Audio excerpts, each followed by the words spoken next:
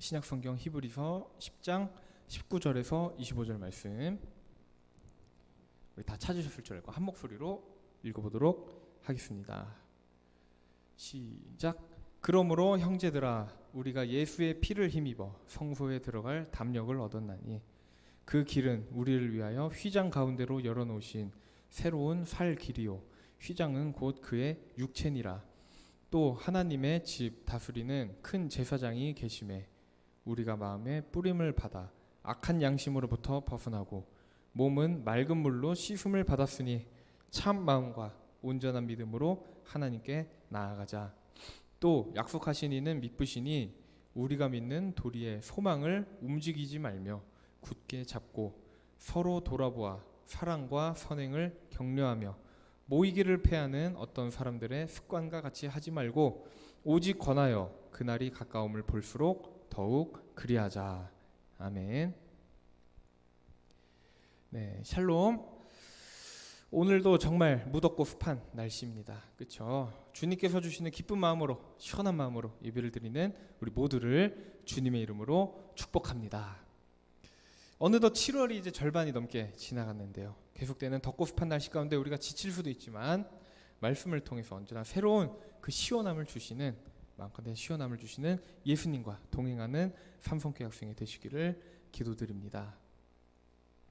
오늘 말씀 지난주와 지난주 벌써 3주째 우리는 히브리서 10장 말씀을 통해서 예배라는 주제로 함께 이야기를 나누고 있습니다. 예배라는 주제 간단한 줄 알았는데 간단하지 않다는 거죠. 예배 무엇일까요? 내가 주인이 되는 것이 아니라고 합니다. 오로지 하나님께서 주인 되시는 제사, 그것이 예배라는 거예요. 내가 예배를 어떻게 잘 드려보겠다, 내가 어떻게 잘해서 이 예배를 성공적으로 드려보겠다, 이것이 아니라는 겁니다. 충격이죠. 오직 하나님께서 기뻐 받으시는 예배를 우리가 드려야 한다는 것이죠. 그러한 예배가 바로 하나님께 순종하는 예배다 라고 히브리서의 저자가 말하고 있는 거예요. 순종이 없이 드리는 예배, 다르게 말해서 내가 주인이 되는 예배는 불순종의 예배, 그리고 하나님께서 받으시지 않는 예배라는 것입니다. 근데도 우리는 계속해서 반복되는 죄를 짓고 있다는 거예요. 반복되는 예배를 드리고 있습니다. 형식적인 예배를 드리고 살아가고 있다는 거예요. 그러한 예배가 어떠한 예배인지를 우리가 잘 모르면서 예배를 너무나도 쉬운 것으로 생각하고 있다는 것이죠. 예배라는 것이 내 환경, 내 기분에 따라서 드려도 되고 드리지 않아도 되는 것처럼 생각할 때가 우리는 종종 있다는 것입니다. 예배의 주인이 누구이신지 잊고 있기 때문에. 근데 예배를 통해서 우리가 어떠한 것을 얻기 위함도 있습니다. 그러나 우리가 예배를 드리는 이유가 그것이 우선이 될 수는 없다는 것이지요. 그렇다면 우리가 한번 생각해 봤으면 좋겠습니다. 우리가 예배를 드리는 이유가 무엇일까? 가장 큰 이유는 이것이라고 생각합니다. 바로 함께 읽어볼까요? 시작. 하나님과의 관계 회복. 하나님과의 관계 회복이 우리의 예배의 가장 큰 이유라는 거예요. 큰 목적이라는 것입니다. 태초에 하나님께서 세상을 창조하셨어요. 아담과 하와 창조하셨죠. 아담과 하와가 창조되었는데 그 인간이 사탄의 유혹에 넘어갔다는 거예요. 죄를 지었다는 이 사실 하나 때문에 모든 인류가 거기서부터 죄를 가지고 태어나게 되었다는, 죄를 가지고 살아갈 수밖에 없다는 이 비극적인 사실을 우리는 아무리 부정을 해봐도 달라지지 않는다는 거예요. 아무리 바르게 살아가는 전도사님, 아무리 모범적으로 살아가는 사람, 아무리 교회를 사랑하는 어떤 친구, 어떤 선생님, 남들 앞에서 아무리 선한 일을 많이 하고 아무리 고운 말만 쓴다고 할지라도 저 사람 정말 죄 없을 것 같아, 저 사람 정말 법 없이도 잘 살아갈 사람 같아, 그럴지라도 결국 모든 사람은 죄인으로 태어났다는 거예요.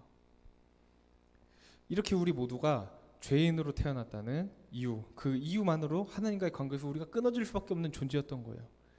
그래서 하나님께서 이스라엘 백성에게 제사를 가르쳐 주십니다. 이 제사를 통해서 이스라엘 백성이 하나님께 나아갈 수 있게 되었다는 거예요. 결국 제사가 무엇일까? 바로 하나님과의 관계 회복을 위한 도구였다는 것이죠.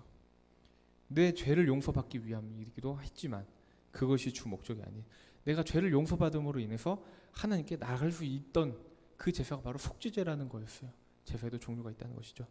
근데 오늘 우리가 이야기할 제사는 바로 예배와 관련된 제사입니다.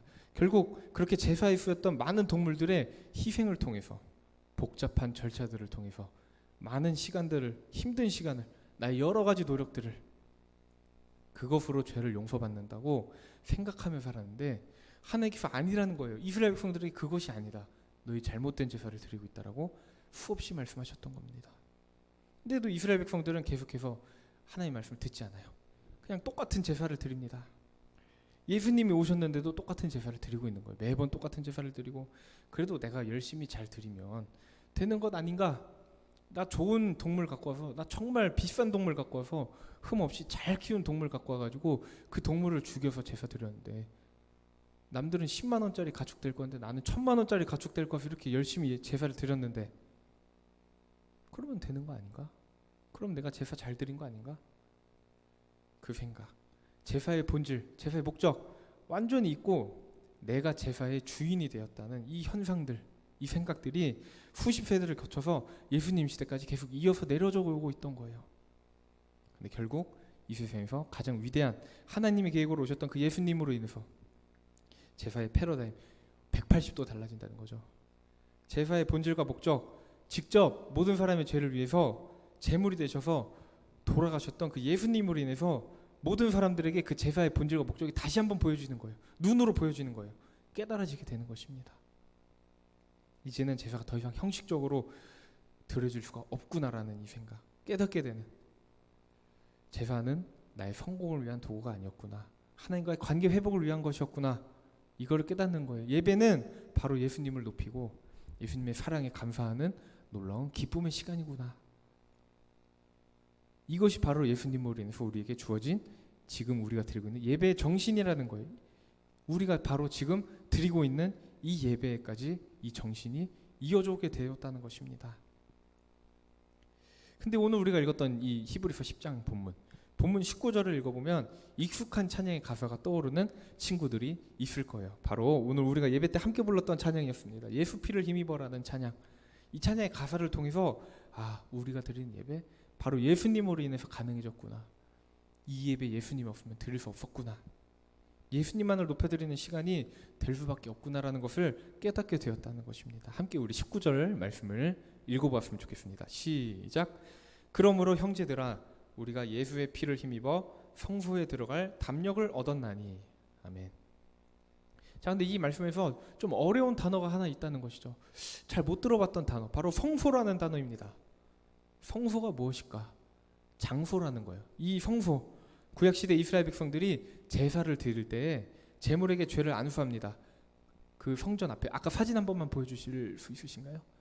자, 번제단에서 이제 번제단 앞에서 제물을 죽여요. 죄를 안수하고 막 피 막 철철 튀기죠. 그리고 자신의 죄를 용서받아요. 그 이후 제사를 도와주는 제사장들이 저 성소 안에 들어가서 하나님께 제사를 드릴 수 있었다는 것입니다. 그래서 성소라는 곳 어떤 곳이었을까? 매우 거룩한 곳이겠죠. 아무나 들어갈 수 없는 곳, 함부로 들어가면 죽을 수밖에 없는 곳이에요.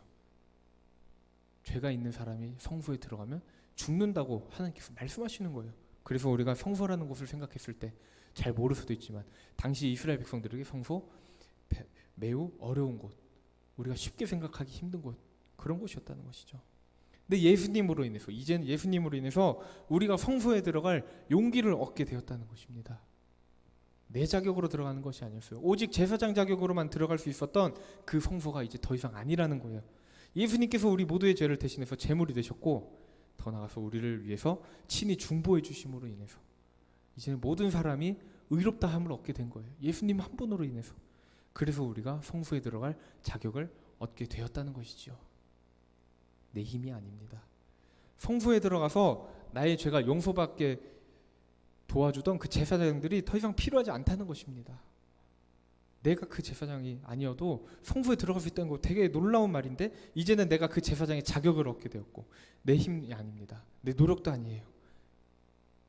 잘 태어나서 좋은 기회가 생겨서 그런 것이 아닙니다. 오직 예수님께서 나를 위해 대신 돌아가셨던 그 피로 인해서 우리가 들어갈 수 있다는 것이에요. 그래서 우리는 예수님의 피를 힘입어 성소에 나갈 용기를 얻게 되었다는 것이죠. 함께 20절 말씀을 읽어봤으면 좋겠습니다. 20절 말씀입니다. 시작. 그 길은 우리를 위하여 휘장 가운데로 열어놓으신 새로운 살 길이요 휘장은 곧 그의 육체니라. 아멘. 아까 그 사진을 보시면은 휘장이라는 곳이 두 군데가 등장이 한다는 것이죠. 자, 이제 서쪽, 남쪽, 북쪽, 동쪽인데 동쪽이 이제 입구예요. 성소에 들어간 입구인데 지금 점선이 두 개가 있죠.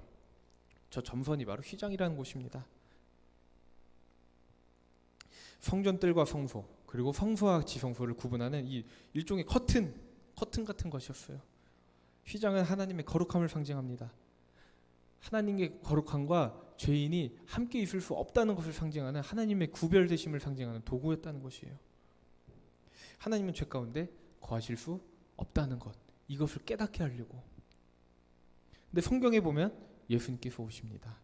그 예수님께서 십자가에 달려 돌아가실 때 이 성전의 휘장이 반으로 찢어졌다, 이 말씀을 우리가 알 수 있다는 것이죠. 하나님과 죄인일 수밖에 없는 우리 인간 사이에 반드시 필요했던 휘장, 이 휘장이 이제 예수님으로 인해 이 도구로서의 역할을 완전히 상실했음을 보여주는 놀라운 장면이 바로 예수님의 십자가 사건이라는 거예요. 이제는 예수님으로 인해서 새로운 제사의 방식으로 나아갈 수 있게 되었다는 것이죠. 예수님으로 인해서 제사, 즉 예배의 본질, 목적 명확하게 깨달아진다는 것이에요. 예수님께서 직접 죽으심으로 인해서 휘장이 찢어짐으로 인해 우리는 하나님과의 관계를 한 번에 회복하게 되었다는 거예요.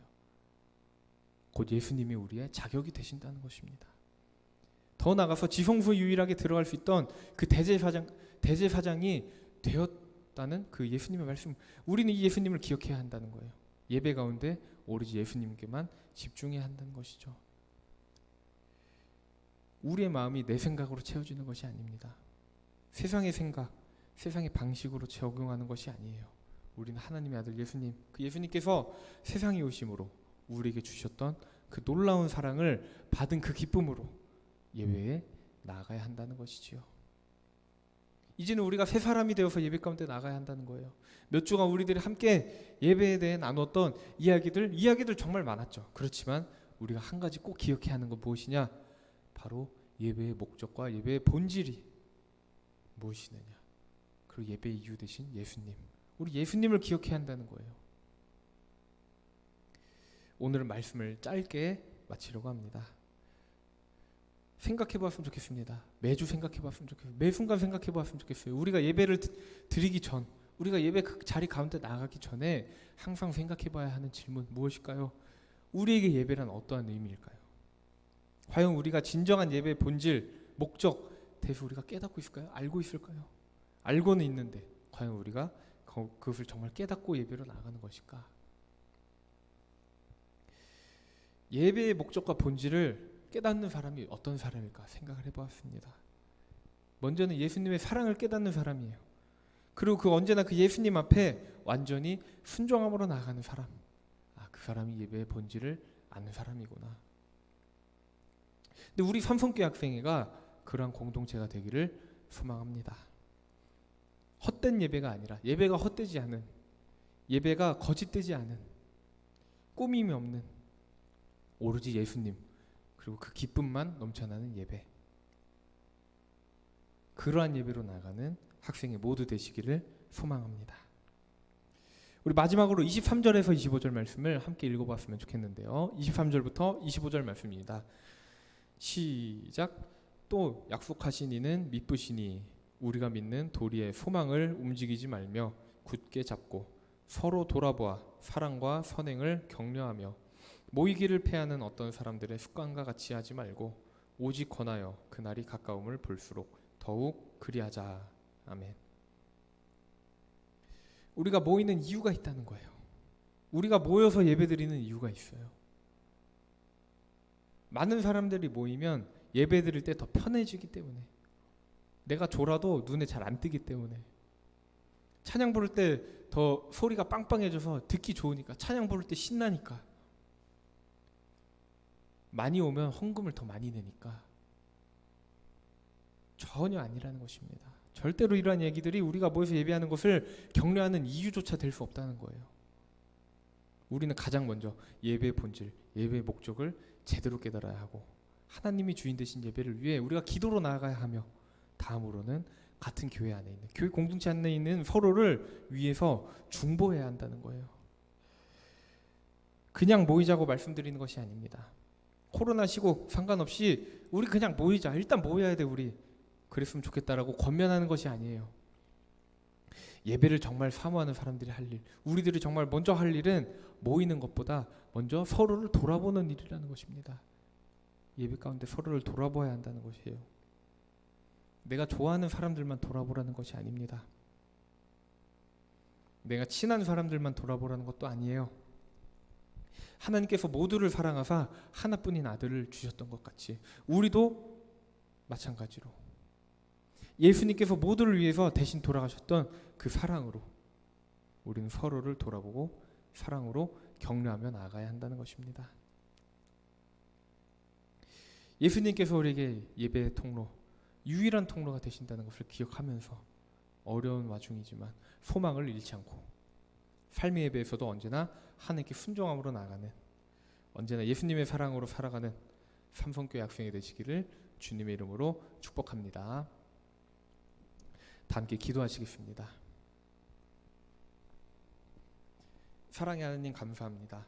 예배가 무엇인지 매주 드리고 있으면서도 우리가 깨닫지 못하고 어쩌면 우리가 알면서도 그렇게 살지 않았던 지난날의 모습들을 회개합니다. 자격 없는 내 힘이 아니라 오직 예수님의 보혈로, 그 사랑으로 나를 완전하게 하심을 기억하며 언제나 기쁨으로 나아가기 원합니다. 살아가는 모든 순간이 하나님께 드리는 거룩한 산 제사가 될 수 있도록 성령님께서 우리와 항상 함께 해주세요. 성령님의 말씀에 우리가 언제나 기쁨으로 순종하며 나아갈 수 있는 삼성교회 학생이 되기 원합니다. 우리가 드리는 예배의 참 주인으로 오시고 우리 예배를 기쁘게 받아주세요. 거룩한 제물이 되시고 휘장이 되시고 대제사장이 되시고 우리의 중보자가 되신 살아계신 예수님의 이름으로 기도드렸습니다. 아멘. 우리 함께 나이만 받으소서 찬양하시면서 예물 드리는 시간 가지고